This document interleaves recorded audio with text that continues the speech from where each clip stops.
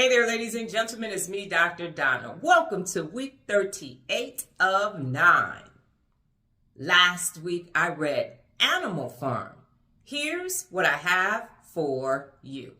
Ladies and gentlemen, this book was about animals on a farm who decided to rebel against the owner of the farm.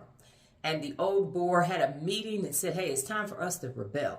Things are happening that are bad and wrong, and we're just being mistreated, and we need to do something about this. And I'm not sure when this rebellion is going to happen, but it needs to happen. And 3 days later, he died. So then there were 2 other pigs that decided they were going to lead the rebellion, Snowball and Napoleon.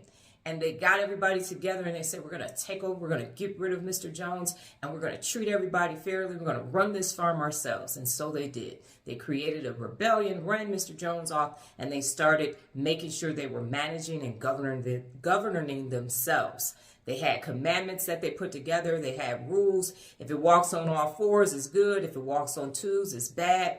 And they were working together, and everything was working out. Even when the humans tried to come and take over, they fought back and they were able to keep the farm.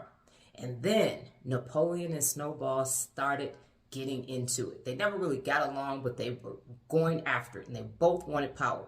So what happened is Napoleon managed to get some puppies, and he turned those puppies into attack dogs, and he sent them after Snowball and ran Snowball away. And it went downhill from there.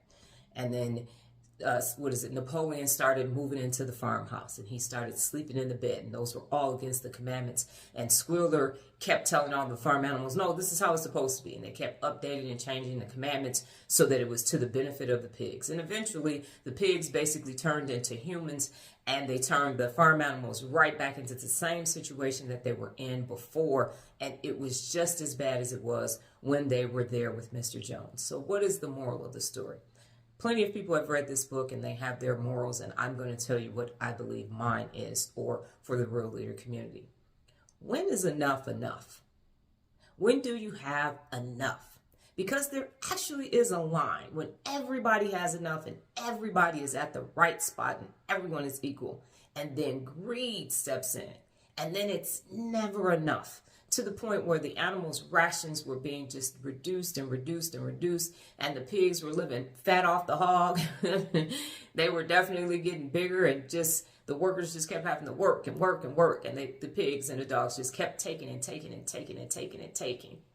And I'm just saying, when you have enough, that's enough. When you are working on daily personal accountability, guess what happens? You are fulfilled daily, and it doesn't detract from what anybody else is doing. You don't need 35 other people to sacrifice in order for you to feel fulfilled. That's not how personal accountability works, and that's not how personal fulfillment works. So for all the people who think you need so many people so you can have so much stuff, and they need to have so little, and you need to feel like you're in charge, guess what you actually need to do? You actually need to hold yourself personally accountable, and you're going to get to your best on your own. You're going to be fulfilled daily, and nobody else has to sacrifice their life, their time, their energy, and their efforts just so you can walk around looking like a fat hog. Got it? Good. Do I recommend the book? Yes, I do. Last week's New Beginning, I looked at my content, my actual graphic content, and I realized that I needed to do some Dr. Donna quotes. So I completed or actually graphitized a Dr. Donna quote every day last week. And it was cool because I hadn't done still graphics in a minute. This week's book, Make Big Happen. Well, that's my time, ladies and gentlemen. But before I get out of here, just remember the power of 9. New beginnings expand your mind. Adios.